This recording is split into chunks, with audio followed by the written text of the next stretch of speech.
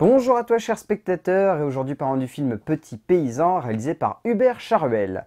L'histoire c'est celle de Pierre, un jeune paysan donc éleveur de vaches qui va devoir malheureusement faire face à une petite maladie qui va se répandre dans son troupeau et il va prendre des mesures radicales contre cela en faisant à côté face à une mère un peu manipulatrice et une sœur un peu trop regardante par rapport à sa manière d'éduquer et de s'occuper de son troupeau. On est dans une période un peu bizarre dans les salles. Clairement, on va pas se voiler la face. On est dans une période où les films sortent un petit peu de manière bâtarde sur les écrans et ne marquent pas forcément les esprits. Petit Paysan s'inscrit purement là-dedans parce que il est quasiment au même niveau que toutes les sorties de la semaine. Le seul truc, c'est qu'il se colle un peu une étiquette de cinéma d'auteur qui donne pas forcément envie.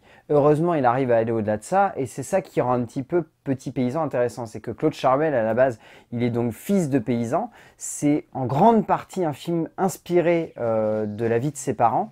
Et c'est un film donc qui parle de la crise de la vache folle qu'il y a eu dans les années 90, une crise qui a vraiment ravagé le monde agricole et le monde des éleveurs. Et il en parle avec beaucoup de sensibilité, même si clairement on ne va pas se voiler la face.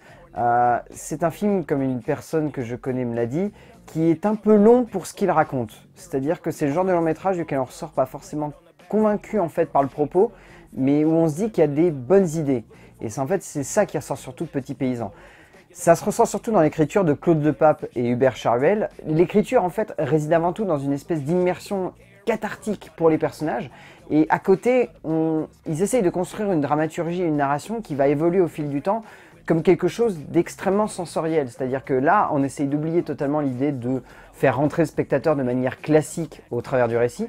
Et on essaie vraiment de l'incruster au sein d'une histoire où il va devoir ressentir quelque chose de profond pour un groupe de personnages sur lesquels il va plus avoir une empathie pour le personnage central et une fascination pour ceux qui l'entourent.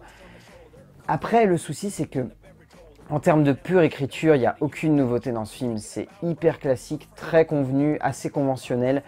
Il y a une certaine idée dans les métaphores et dans ce qui amène les personnages à se retrouver ainsi qui est intéressante, mais il y a plein de trucs. Enfin voilà, l'hyper lourdeur du film voulant absolument nous relier le personnage central à ses animaux. Enfin, on a déjà vu ça, là, la manière avec laquelle c'est montré, c'est peut-être un peu intéressant, mais ça n'a pas vraiment de nouveauté, c'est pas vraiment hyper fascinant, entre guillemets, c'est juste bon, et là où on aurait envie que ce genre de film aille plus loin, essayer d'amener plus de choses, essayer de faire ressentir beaucoup plus de force au spectateur, et là c'est pas le cas, résultat, on est vraiment devant un récit qui est extrêmement classique, assez convenu, et qui fonctionne avant tout parce que le personnage de Pierre est intéressant. S'il n'y avait pas ça, le film serait beaucoup trop plat, genre vraiment plat. Mais heureusement, le personnage de Pierre dégage quelque chose et arrive à nous faire ressentir, nous spectateurs, une émotion qui pourrait être un tantinet pollué, entre guillemets, par une narration et une dramaturgie beaucoup trop classique. Genre vraiment. En termes de mise en scène, Hubert Charuel, il joue la carte d'un film un peu hybride, c'est-à-dire qu'on pourrait presque le cataloguer dans le cinéma de genre en termes de scénographie. Il y a quelque chose d'hyper viscéral dans la manière avec laquelle il filme ça, et ça rend des images hyper intenses. Là où on devrait être dans ce qui se colle une étiquette de cinéma d'auteur à la française, dans le genre on va prendre la caméra à l'épaule et on va se coller au perso pour ressentir chacune de leurs émotions. Au contraire, Hubert Charuel aime bien, à plusieurs reprises, prendre du recul et mettre en scène des cadres qui sont d'une finesse assez hallucinante. Je prends un cadre en particulier, sans trop en dire, parce que sinon je vais vraiment trop en dire, mais il y a un cadre qui va être sur un travelling d'à peu près un petit mètre, et qui va reculer tout doucement. C'est un cadre où Pierre va faire quelque chose d'extrêmement violent. Et la manière avec laquelle il choisit de mettre ça en scène, c'est hyper chirurgical, là où la plupart du temps il est en caméra à l'épaule, où il cherche vraiment à être proche de ses personnages, à être proche des différentes actions qu'ils font. Là il y a cette petite idée à certains instants de vouloir être proche d'un thriller psychologique extrêmement intense et d'amener résultat des codes de cinéma de genre dans un film qui pourrait être hyper linéaire ou pas forcément fascinant en termes de scénographie. Et c'est là-dessus en fait qu'Hubert Charuel arrive à miser la grande qualité de son film, et c'est là-dessus en fait qu'il décide de reposer une intensité émotionnelle qui pourrait, dans la scénographie ou dans l'écriture, paraître beaucoup trop convenue. Et ça c'est vraiment intéressant. Il y a aussi le fait que le casting soit vraiment bon, parce que Swan Arlo, c'est un acteur qui est d'une prestance folle, et là dans ce film il nous le prouve de manière sublime. Il campe le personnage de Pierre avec une viscéralité absolument poignante.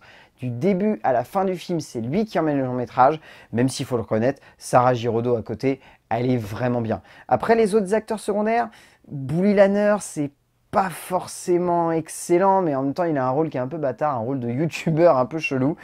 Isabelle Candelier et Jean-Paul Charvel sont bien, mais voilà, c'est vraiment Swan Arlo et Sarah Giraudot qui arrivent à sortir leur épingle du jeu.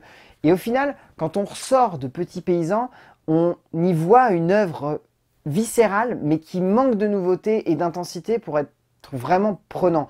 C'est-à-dire que c'est bon, c'est prenant, ça suscite une interrogation, mais ça va pas au-delà de ça. Donc j'aime bien la phrase du « c'est long pour ce que ça raconte ». Ça raconte quelque chose d'intéressant, mais c'est un petit peu long pour ce que ça raconte. Donc en soi, Petit Paysan de Hubert Charvel, pourquoi pas? Si vous avez l'occasion de le voir, en ce moment, les sorties en salle se font rares et celui-là est plutôt intéressant. Donc pourquoi pas? A plus!